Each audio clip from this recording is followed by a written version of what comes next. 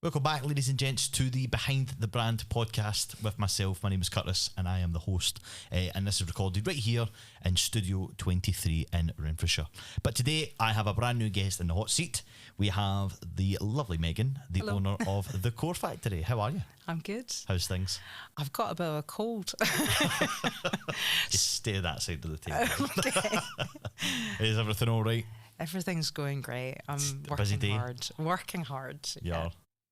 Brilliant. Well, a busy day for you obviously as well. You were actually taking a class before this, I'm guessing. Yeah, I was teaching a Pilates class, and I started coughing when I was doing roll-ups and oh, I've never done Pilates, so I don't know. Rebecca will be like the expert on that, to be fair. doing various shapes and trying to speak and cough quietly. Not very peaceful and relaxing for the rest. Really. No, definitely not. Well, while you're here, let's find out a wee bit more about you. So if you can even give me a wee description of who you are, please. Okay. So I am a yoga and Pilates teacher, massage therapist, and nearly qualified physiotherapist at the time this goes out. So hopefully in the next month or so I will be completely qualified. So I have a little business here in Startup Street called the Core Factory in Renfrew, and from that space I do one-to-one Pilates, one-to-one yoga, holistic therapies, manual therapies, and yeah, that's me. How did you become involved in that, from the start? What made you get into that? Was there something that you happened to go to one day and you were like, wow, I really like that, I want to get involved in that kind of thing? So I was working in an office. I was in Sydney at the time, and the office I worked in had a yoga teacher who worked there, and the yoga teacher offered lunchtime yoga classes, and I'd never practiced yoga before, and I went along and just felt absolutely amazing after the class. And at the same time started watching what Madonna was doing. She was practicing yoga, she was doing Pilates. Of course, child of the 80s and 90s, really into Madonna. So I followed what she was doing, went to a Pilates class, loved it, felt tall, felt amazing, felt thin. Even though I wasn't, I felt like I was. And it occurred to me that sometimes fitness isn't always fitness. Sometimes it's movement related as well. That can make you feel every bit as good as lifting weights. And that's how I started. That's brilliant. So obviously with the services, it'd be interesting to know how many services that you offer. I've had a look for your website and I've had a look obviously for your socials as well. But for those listening, maybe interested a wee bit more, digging a wee bit deeper, could you even go through the full services, what you do, and even give as a description of what you do as well, with each of the services? I think basically anything that helps people deal with chronic pain and move more easily and move more freely without pain. That's the overall broad brush of what I do. And within that, it really depends what people want. So some people like hands-on therapy, they have had massage or reflexology or aromatherapy, and it works really well for them. They find that it breaks through the pain for them and they can move more easily after that. Some people have a specific need. They want to work on something, want to get more flexible, or they find there's some areas of stiffness, and for them they might want to do a one-to-one Pilates or yoga session with me. Sometimes I do a combination of both. So I'll do a bit of soft tissue work, a bit of massage, and then get people moving. It really comes down to the person. It's as individual as everyone that comes to see me. And it is, because I can vouch for that. I've actually seen Megan. I went in with a problem and Megan was actually able to identify that the problem that I thought I was having wasn't the problem. And I must say it did work, because I haven't come back since. I'm feeling much better, much more move. And obviously you gave me tips and stuff like that as well, which was really, really handy, I think, as well. And that's something I think that you offer really well. And I love your room. It's so nice. It's cozy. It's really, really nice. Did you think when you were moving into, obviously we're in the Startup Street, you're a neighbour, just literally right down the hall from me. Did you think moving in, how you wanted your room to look, the setup wise, and how it would be, comforting for people to go in? Yeah, there was a lot of chat with me with people I knew saying, look, it needs to be clinical. And I thought, well, why does it need to be clinical? Why can't it feel like a sanctuary and feel safe and warm? And I love growing things because I feel it's a metaphor for things improving. So you can have a garden and it changes from year to year. It starts off not looking that great, but it improves each year, year by year. And why shouldn't your movement improve year by year? in the same way your garden does. So I've got lots of plants, and I blame Aldi and Renfrew for that, and Rachel. I go to Aldi. She loves a plant, to be I fair, know, she does. and every time I go I've in, got one, to be fair. Have you? It's behind you. It's just Is it? I worry that it's dead, but don't think it is. No, it looks absolutely fine. That's fine. But you know, like, plants are part of that part of the process of reminding us that things can change, and they just need a little bit of care. They don't need lots and lots. A little bit of care day by day, and they do well. So do we. I panic. I've never had this much responsibility in my life. I don't have like any kids or anything to look after. Plant just parent. I'm a plant parent. People have their dogs, their cats. I'm a plant parent. What's your plant called? I actually haven't given it a name. It's really, really bad. I know that that is bad. terrible. Well, maybe we could come up with a name. I don't know. While we're here, I don't know. What could we call it? Core? We'll call it Core. We could put it out to the audience. Well, that's it. Well, if you're listening, and win a massage name, Curtis's plant. There you go. Sponsored podcast. There you go. Name the plant. Yeah, I mean, maybe get a free massage. You never know. Oh, amazing. So, like, with the services we were talking about, is it one-to-one? Do you do classes? Is it online? Like, what's your kind of go-to when you're doing that? I know it could be personal, depending on the client and stuff. But. Mostly one-to-one and in person, but I do telehealth, so I do online sessions. I have a few people post-surgery who are too far away to come in, or they don't feel well enough, and I can work with them online. I do like to have an in-depth conversation with someone first, so that I know what's going on for them. So I'd like to do a consultation, which usually lasts about 30 minutes to 45 minutes. The longest consultation was 1 hour and 3/4. But like you, the person that came in didn't need to come back. They felt better after that session. But I think that was because we took such a detailed history. I can do online classes, and I do an online restorative yoga class. It's not my preferred way of working. I prefer to actually see how people move, and you don't get that online. But that said, people who have worked with me can do online classes with me. I'm going to be running out, hopefully with your help, some online classes for people specifically that have worked with me. I prefer doing it that way than someone I've never met before, because I don't know what you can do if I'd never met you. So I'd always prefer to have a consultation of some sort. Yeah, I would say that was one of the nice things I think you did when obviously I went for my consultation, was that you actually took the time. It wasn't just like a one job fix all. Like, you didn't just do the whole, like, give me a massage and sort of stuff, and basically being like, right, there you go, that's cheerio. Yeah, cheerio. See you later. Thanks very much. But you were really, really like hands on. Is that a good word to say? Yeah, I mean, you're really hands on. Yeah. You really took the time to actually find out from me what was causing me the problems that I was having. Dug a wee bit into the history, what I do, and things like that. And I know there's people out there that go, that's what I do, but I'm just saying from experience, I mean, that was one of the best consultations I had, because you took the time, you did what it was, and like you say, what you said to me was, this should be good enough that you don't have to come back to me, and it has worked. So I haven't had to come back to you since. So I'm just like, obviously, it does tick box, you know what I mean? You've ticked the box right there for me anyway, and I can vouch, obviously, as somebody that's used you, for example, that yes, it does work, 100%. Sometimes people do have to come back, and I'm not going to stop people from coming back. It's just, it's not my business model to continue to have people coming back when they don't need to. And some of my clients have come in for 4 or 5 sessions and then said, look, is it all right if I go and do this on my own? I'm like, absolutely. At any point you need to. But a lot of the time people come to my other classes. So I do in-person classes at various places around Renfrewshire, but I don't have the time to give people that individual attention. But if they've come to me, they can come back if they feel they need to, or they can come to my classes and they've still got my teaching in their ear, hopefully, if they go to someone else's class. And can anybody just turn up to the class? Like, did they have to book into anything? Do you have a booking system or something for that? Do you have a booking system? At the moment, it's kind of a wee bit hit or miss, because I'm on placement on and off, and I don't want to sort of put my diary open. So at the moment, probably best to contact me through my email address, but that is something that you could probably put in the comments below. You can also say it as well, yeah. This is for you to promote, my email address is info@thecorefactory in... So when I saw it, it's info@thecorefactory.com. There you go. You can also find me on Instagram @thecorefactory in Renfrew. It'd help if I knew where I was, right? It will be. Links will be down below. Please do not worry. They will be down below. If you're listening on YouTube, they'll be down below. Yes. And everywhere else, you'll be tagged and everything. Tagged and no. Geolocated. Yes. We'll have like wee pinpoints where you are exactly. Arrows. So let's even talk about obviously the start. We talked about the consultation process and things like that, how you do it. Mm-hmm.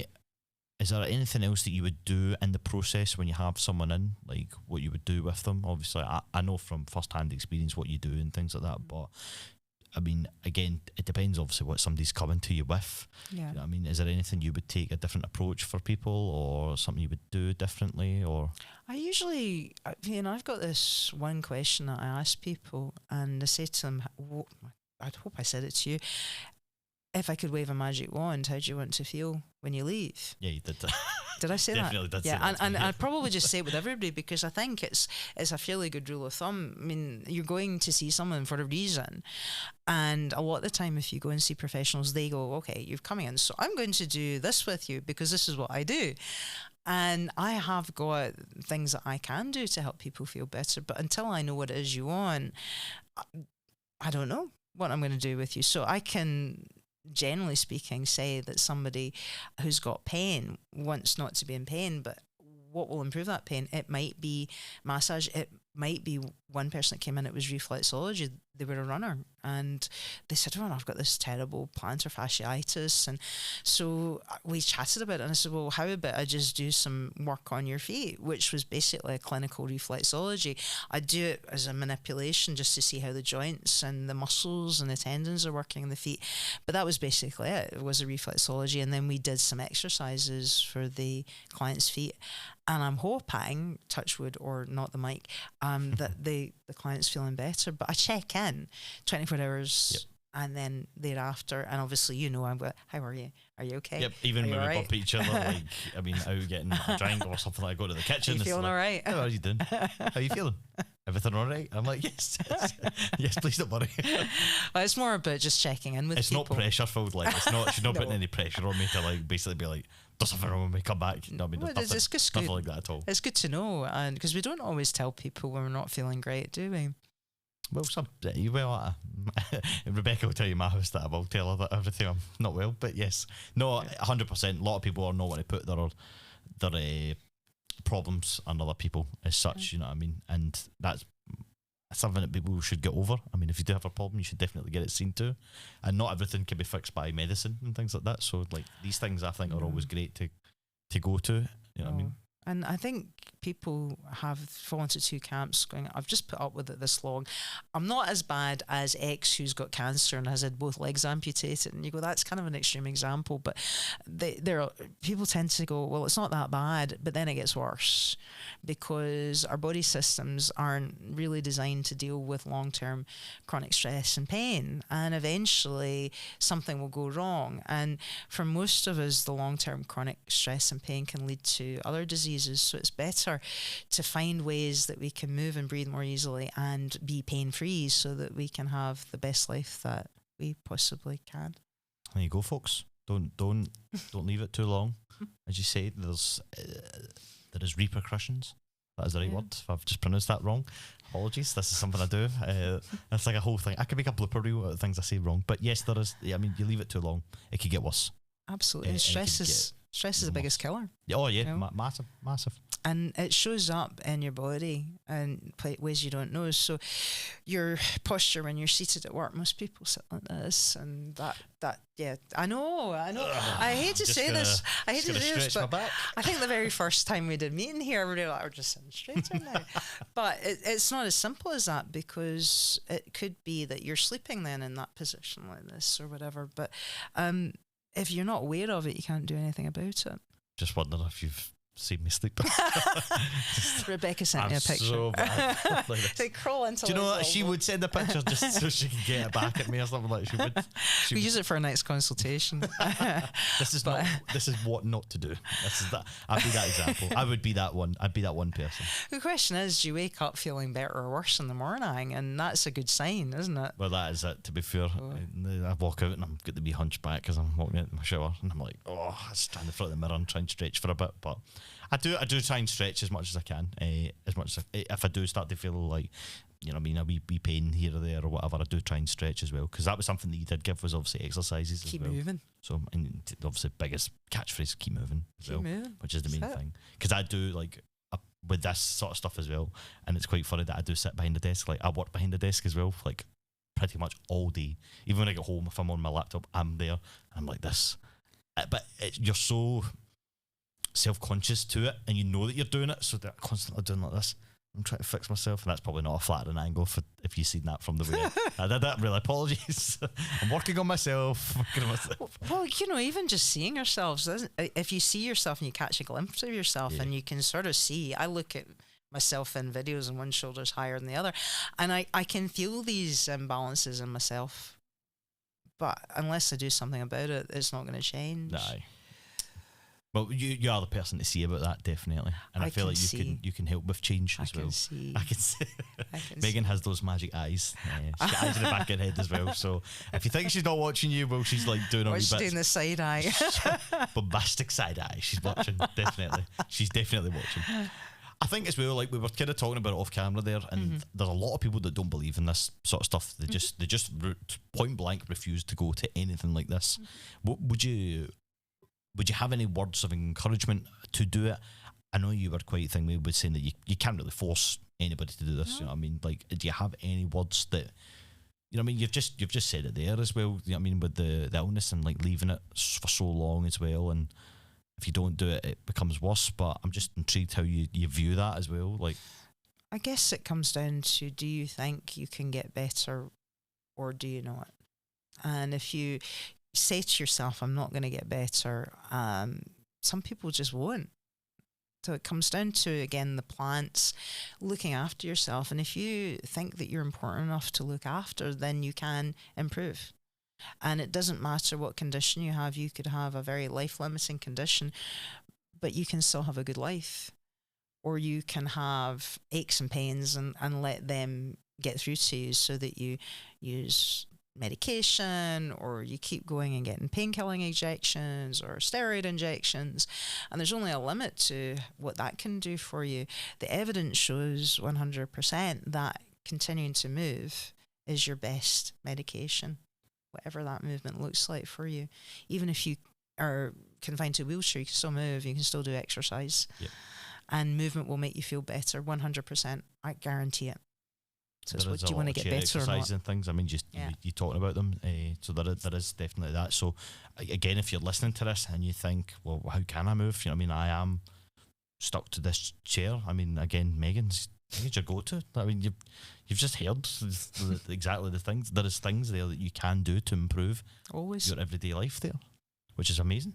Yep. So one thing you probably didn't say was, like, where do you do your classes? Like, how do we find you? Like, if I want to come to a class, where am I going? Well, get in touch with me. And I do office classes. So I've done work for TV companies. And when I was in Sydney, I used to do group classes at the Sydney Opera House, for example. Wow. So I've done group classes. I'll come to your office. I'll come to your office either in person, or I can do it online.